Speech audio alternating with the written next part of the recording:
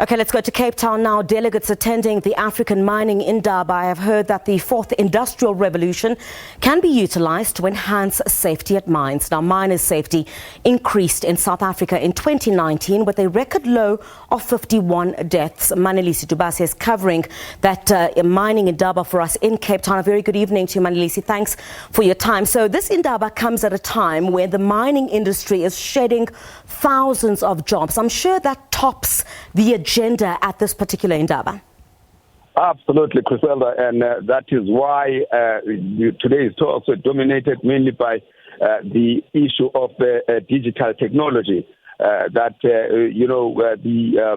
price of electricity is very high in South Africa, and it is unreliable because of the load shedding that are continuing even now as we are talking.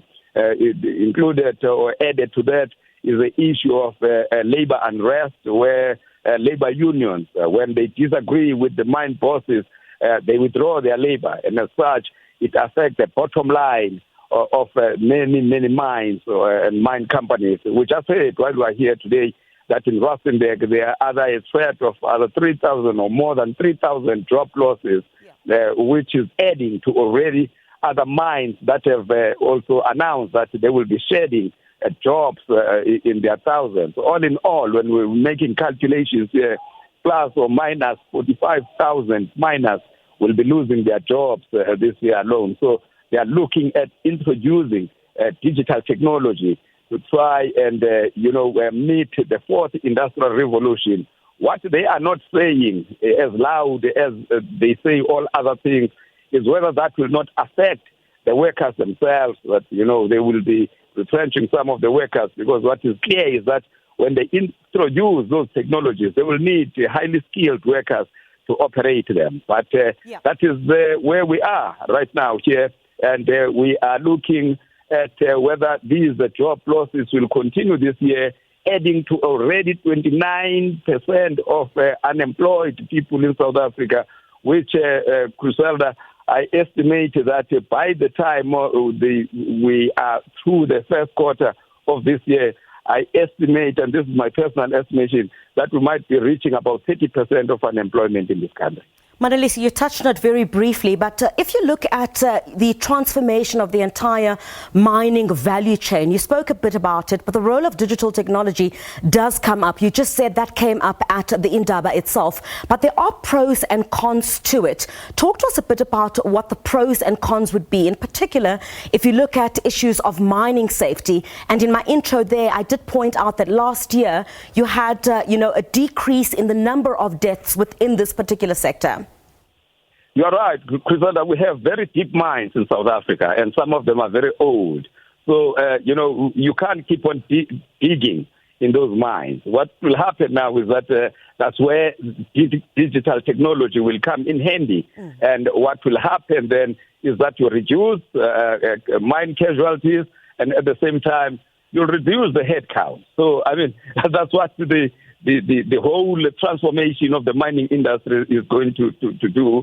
On one hand, it's going to be very, very painful to some people. But in the long term, I think, it's going to create many opportunities, because one thing that all dignitary or delegates agree on here is that the fourth industrial revolution mustn't be seen as a threat, but it might be seen as an opportunity. But obviously, there will be casualties along the way. One of the things that it will do, it will reduce physical casualties like deaths in mines, in terms of people, we're going underground and digging these deep mines in South Africa. So it's going to be tough, but at the end of the day, there'll be a light at the end of the tunnel. You spoke about Eskom and the threat to the economy earlier this week. The Mineral Resources Minister, Gwede Mantashe, told delegates, that mining companies should be allowed to produce energy for their own use. Has this been largely welcomed in the sector, especially in light of Eskom's power woes?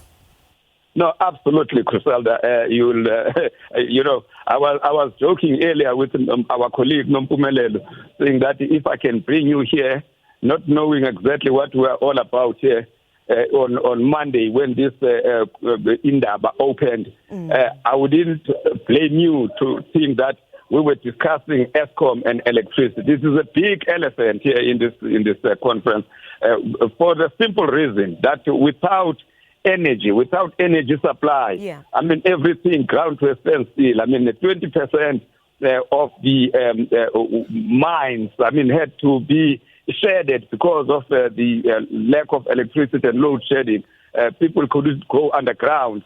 And it was quite a very, very, very difficult thing, and it affected their bottom line. So Eskom was an issue here, and the news that these mines can generate their own capacity, it was welcomed by many people, not only the mines, even individual and other industries. They can generate their own capacity. If they have surplus, they can, sell it to the transmission. There's, that the Eskom is going to be split into 3 entities, and you can sell it there so that it can be used, and we can go back to the times when we had electricity supply. I know we're going to have to leave it there. Manalisi Dubase, who's SABC parliamentary reporter, covering the mining indaba for us there in Cape Town.